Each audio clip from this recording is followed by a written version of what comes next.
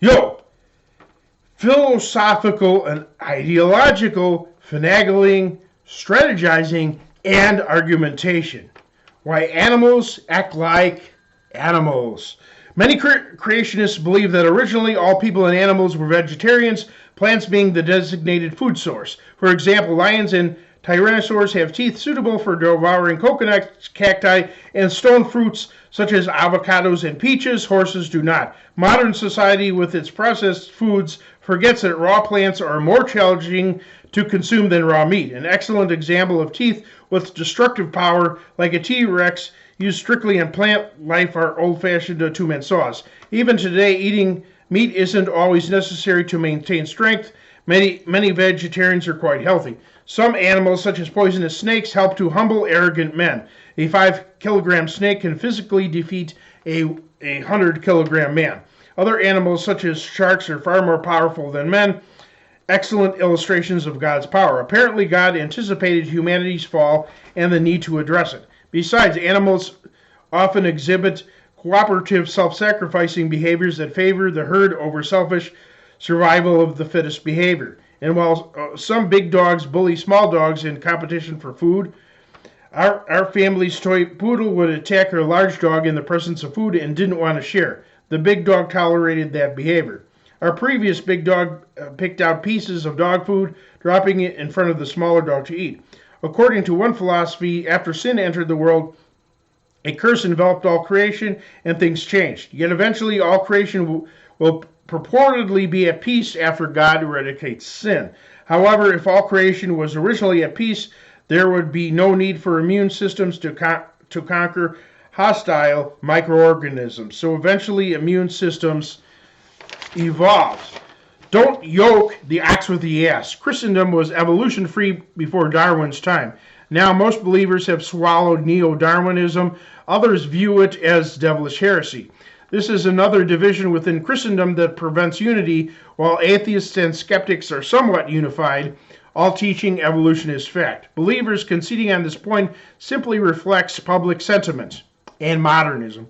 It is hard to oppose the Zeitgeist who aggressively push evolution, and it's impossible to deal with someone well-versed in Neo-Darwinism while lacking knowledge of creationism.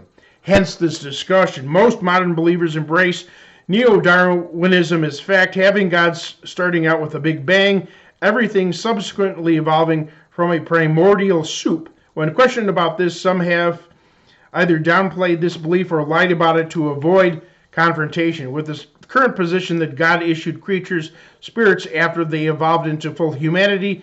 A whole generation of people would then have wild animals as parents. A fatal error is a theory of ongoing revelation which jettisons the early church fathers.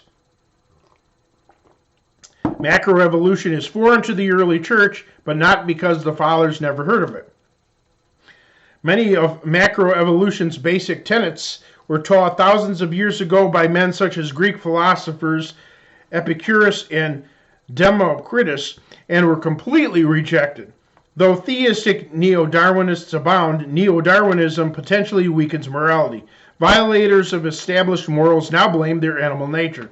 In most cases, it simply fosters doubt. Scholar Patrick Glynn described his path to atheism as starting with his Catholic grade school teaching him evolution, which destroyed his faith. Other renowned atheists also have a strong modernist Catholic background, while traditional Catholicism was creationist. Many Protestant groups also embrace evolution. Moreover, Charles Darwin's research led him to become agnostic. Despite some bright ideas, he overemphasized nature's brutality, which caused his discouragement. So billions of believers have entrusted an unbeliever with guiding them in their faith. Understand that Christian teaching presupposes belief in God, and acknowledging divine design is paramount to believing in God. Though faith comes by hearing the Christian message, why would anybody listen to the message if they thought there was no God to begin with? You don't hand a little child religious paraphernalia and say, read it. We see God through nature. That is before modernism warps your mind's eye. You take children to the zoo saying, someone created these wonderful creatures. God, I'm kind of simplifying it. for the sake of time. Many adults haven't gotten this basic concept, so that's where they may have to start. Although I reject the idea of one genus or broader classification evolving into another, I accept microevolution, one species evolving into another species. For example, anglerfish may have evolved their special appendage which acts like a fishing rod and lure, and maybe not. We don't know for sure. But they are all fish regardless. They are all fish, no more, no less, as are fish without any appendage. And Neanderthals evolving into modern blokes is worlds away from dead carbon specks becoming people. Such microevolution does not prove macroevolution any more than the Flat Earth Society calling the Bolivian salt flats a micro-flat Earth means they are halfway to proving their theory. Neither one. If NeoDarwinism were true, the natural world would not reflect God's character. We would not see him through nature. Original images would be obliterated. You may say the fact that there is a creation itself shows God, but Judeo-Christian tradition has God creating all things very good, not blobs of raw elements. Historic Christianity says we see God through creation clearly. Everything man makes, he develops or at least tinkers with to improve it.